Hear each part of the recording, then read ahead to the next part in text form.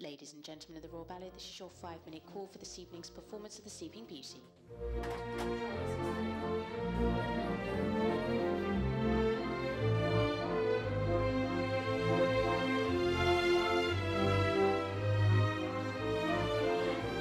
I would want anybody who's watching The Sleeping Beauty for the first time to be captivated by the fairy tale.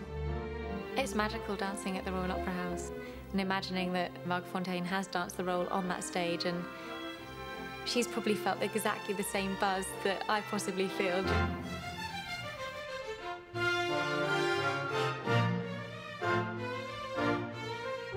It's always the ballet that you like to believe exposes you as the purest classical dancer you can possibly be. Ballet couldn't have evolved to what it is today if it hadn't been for, ballets like The Sleeping Beauty. Sleeping Beauty is definitely the pinnacle of the classical ballets. It's wonderful music. It's good entertainment. It is a signature piece for the Royal Ballet, and it remains so. It's part of our history. I've only got a couple more food in space, and we'll bring the others back.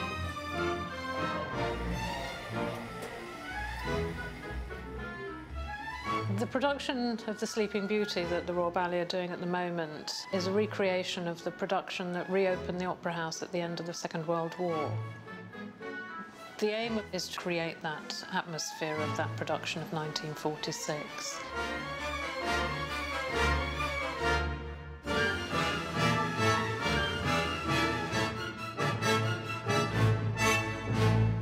During the Second World War, the Royal Opera House was closed as a theatre and became a dance hall. The Opera House was leased by Mecca Cafes Limited, and it was open virtually every night throughout the war. It was hugely popular. It was used by the troops on leave.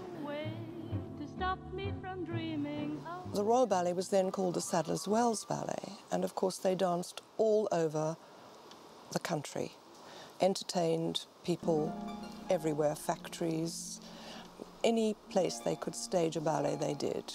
And after the war, the company was invited to be resident here in the Royal Opera House. And that's what came to the 1946 reopening and the first performance of The Sleeping Beauty.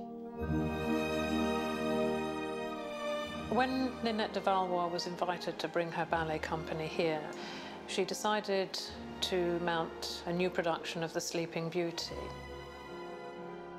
It's the reawakening of the princess after her 100 years' sleep, and it was the reawakening of the Opera House. It was also an important moment for the country, because obviously they'd just gone through the devastation of the war. That opening night in 1946 was such a tremendous success, because after the gloom and the devastation of the war years, suddenly the curtains opened on something that was so grand and a fairy tale. In the announcements for the season, it was appreciated that not everybody would be able to afford evening dress, and so it was said that it would be acceptable to wear uniforms or day dress rather than evening wear. And the Times only counted 4 tiaras amongst the audience, one of which was worn by the Queen. The audience was just captivated by the magnificence of it. The first night cast included Margot Fonteyn as Princess Aurora, partnered by Robert Helpman as her prince, and Robert Helpman also danced the role of Carabosse.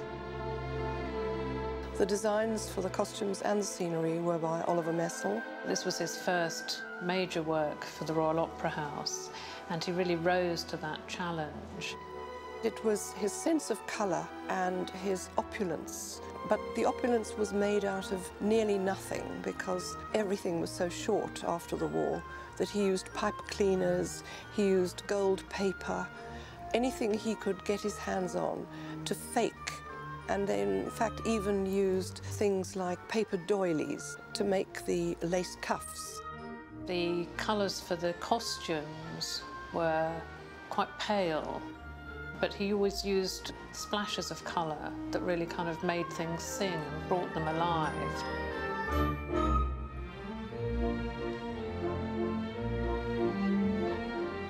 The Sleeping Beauty would not have happened without Tchaikovsky. His music is so completely glorious, wonderful to dance to. And of course, the masterly choreography of Petipa. He made the steps that absolutely fit the music. The two are inseparable. And I think one of the joys of dancing this ballet, probably the same, I hope, as watching it, is that you feel this is a real marriage.